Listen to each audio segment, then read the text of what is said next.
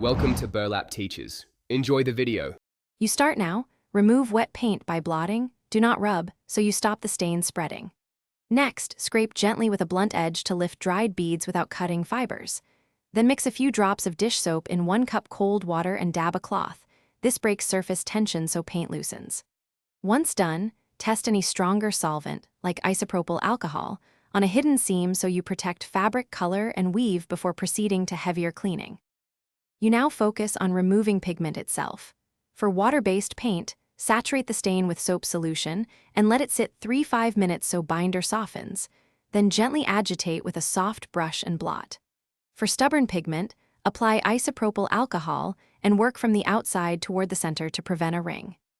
If the paint is oil or enamel, test a small spot and use acetone sparingly on sturdy synthetics only, because acetone can dissolve dyes, so proceed cautiously and ventilate the room. You finish by rinsing the treated area with cold water to remove solvent residues. Blot frequently to lift moisture and prevent wicking. Once rinsed, air dry naturally. Do not use high heat or a dryer because heat can set any remaining pigment permanently. If a faint halo remains, repeat the solvent and blot cycle. However, if fabric is delicate or antique, stop and seek professional upholstery cleaning to avoid irreversible damage. Thanks for watching. Consider subscribing if this video helped you.